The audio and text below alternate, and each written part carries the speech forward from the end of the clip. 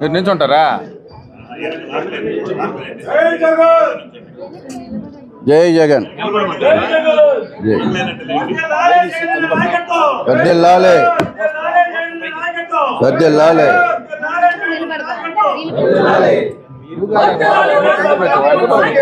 వర్ధిల్లాలి.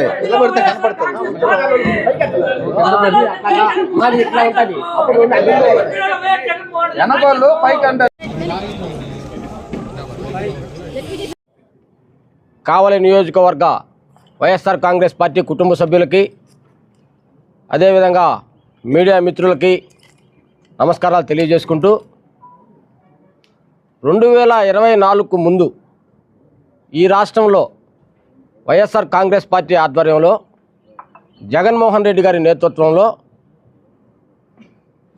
సంక్షేమమే రెండు కళ్ళుగా భావించి ఈ రాష్ట్రంలో పేద బడుగు బలహీన వర్గాల సంక్షేమం కోసం జగన్మోహన్ రెడ్డి గారు అనేక సంక్షేమ పథకాలు ప్రవేశపెట్టడమే కాకుండా ఎక్కడా కూడా రాజకీయాలకు, రాజకీయ పార్టీలకు తావివ్వకుండా వాలంటీర్ వ్యవస్థ ద్వారా అర్హులైన ప్రతి ఒక్కరికి కూడా అందించి ఈ రాష్ట్రంలో సంక్షేమాన్ని ముందుండి నడిపించడం జరిగింది. అయితే జగన్మోహన్ రెడ్డి గారి యొక్క సంక్షేమ పథకాలు, జగన్మోహన్ రెడ్డి గారి యొక్క జనాదరణ చూసినటువంటి తెలుగుదేశం పార్టీ ఒక కుట్రపూరితమైన ఆలోచనతో కూటమి పేరుతో 3 పార్టీలను కలుపుకొని అబద్ధపు హామీలు ఇచ్చి ప్రజల్ని మభ్యపెట్టి 2024లో అధికారంలోకి రావడం జరిగింది. ఈ విషయం మనకు అందరికీ తెలిసిన విషయమే. అధికారంలోకి వచ్చిన రోజు నుంచి కూడా ప్రజలకు ఇచ్చినటువంటి హామీలను నెరవేర్చలేక, మాట నిలబెట్టుకోలేక, ఎక్కడా కూడా ఏ సంక్షేమ పథకం కూడా నెరవేర్చలేక తప్పుడు ప్రచారాలతో ముందుకు పోవటం మనం అందరం చూస్తున్నాం. దీనిలో భాగంగా ప్రజల్లో వచ్చిన వ్యతిరేకతను పక్కదావు పట్టించేదానికి డైవర్షన్ పాలిటిక్స్లో భాగంగా అనేక రకమైన కథలు కూటమి ప్రభుత్వం మరియు వాళ్ళకి బాకా ఊదే ఛానళ్ళు వాళ్ళ ద్వారా ప్రచారాలు చేయటం, దానిలో భాగంగా తిరుపతి లడ్డు, ఆ తరువాత జగన్మోహన్ రెడ్డి గారు పర్యటనకి వెళ్తుంటే ఆయన బస్సు కింద మనిషి బడి చచ్చిపోయే అక్రమ కేసు నమోదు చేయటం, అదేవిధంగా అక్రమ మద్యం కేసు ఒకటి నమోదు చేయటం, దానిలో మా పార్టీ సీనియర్ నాయకులందరినీ కూడా అరెస్ట్ చేయటం, ఈ విధంగా డైవర్షన్ పాలిటిక్స్ ప్రజల్లో ఉన్న వ్యతిరేకతను కప్పిపుచ్చుకునేదానికి, ప్రజల్లో వస్తున్నటువంటి తీవ్రమైనటువంటి వ్యతిరేకతని ఆపుకునేదానికి డైవర్షన్ పాలిటిక్స్ చేస్తూ ఈ రాష్ట్రంలో చంద్రబాబు నాయుడు పరిపాలన చేయటం మనం అందరం చూస్తున్నాం. అయితే మా నాయకుడు జగన్మోహన్ రెడ్డి గారు చెప్పినట్టుగా పైన దేవుడు ఉన్నాడు, నేను దేవుడిని నమ్ముకున్నాను, దేవుడే న్యాయం చేస్తాడని చెప్పినట్టుగా ఈరోజు దేవుడు ఉన్నాడు అని నిరూపితం అవుతుంది. దీనిలో భాగంగా ఏ విధంగా అయితే వైఎస్ఆర్ కాంగ్రెస్ పార్టీ మీద, జగన్మోహన్ రెడ్డి మీద, వైఎస్ఆర్ కాంగ్రెస్ పార్టీ నాయకుల మీద తప్పుడు ప్రచారాలు చేశారో ఈరోజు ఆ ప్రచారాలన్నీ కూడా తెలుగుదేశం పార్టీ నాయకుల మెడలకు చుట్టుకోవటం మనం అందరం చూస్తున్నాం. ఈరోజు రాష్ట్రంలోనే కాదు, కావలి నియోజకవర్గంలో కూడా ప్రతి ఒక్కరూ ఈరోజు మనం చూస్తున్నాం. ఏ విధంగా అయితే రామిరెడ్డి ప్రతాపరెడ్డి కుమార్ రెడ్డి మీద తప్పుడు ప్రచారం చేసి తప్పుడు కేసులు పెట్టి అక్రమంగా ప్రజల్లో ఆయనకేదో చెడ్డ పేరు తీసుకురావాలని చూశారో, ఎవరైతే చూశారో ఆ రోజు వాళ్ళే ఈరోజు జనాలు చీకొట్టుకుని చెప్పుతో కొట్టుకునే విధంగా ఈరోజు వాళ్ళ మెడకే చుట్టుకుందని చెప్పి సందర్భంగా నేను తెలియజేస్తున్నాను. దేవుడు ఉన్నాడు అనేది ఈ ఒక్క విషయంలోనే నిరూపితమైంది అని చెప్పి సందర్భంగా నేను తెలియజేస్తున్నాను.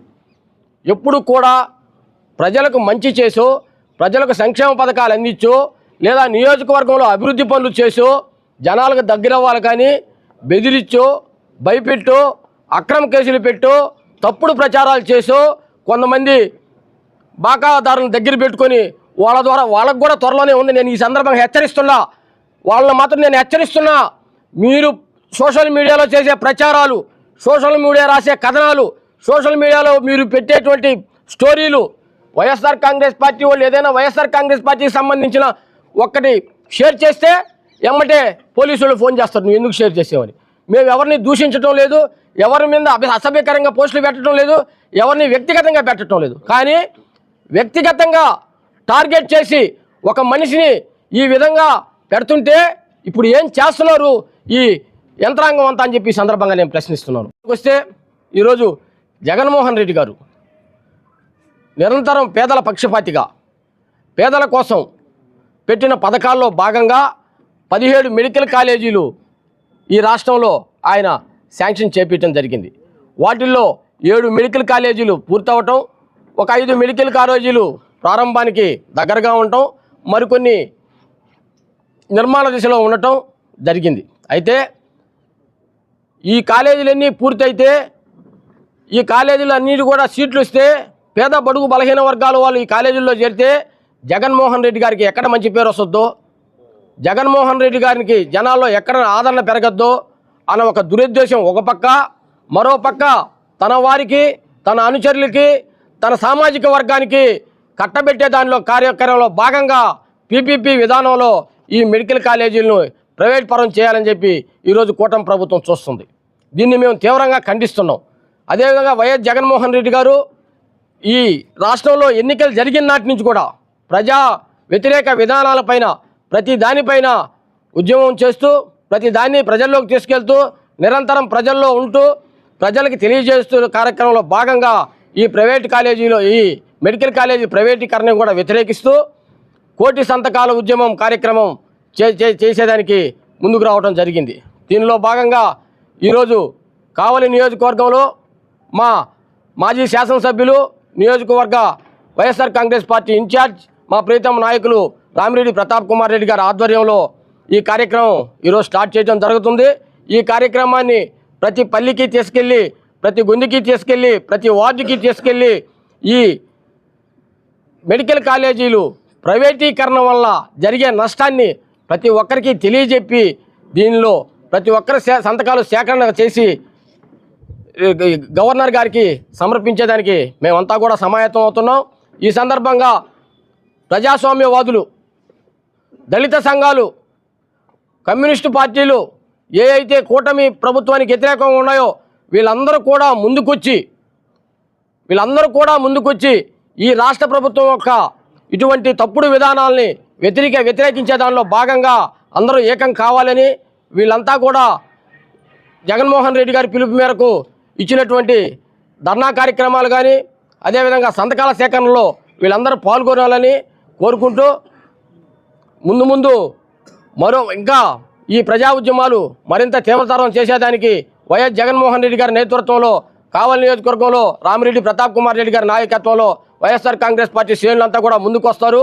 మీ తప్పుడు కేసులకు, మీ బెదిరింపులకు ఎవరు భయపడరు, ధైర్యంగా ముందుకు వస్తారని చెప్పి తెలియజేస్తూ సెలవు తీసుకుంటున్నాను.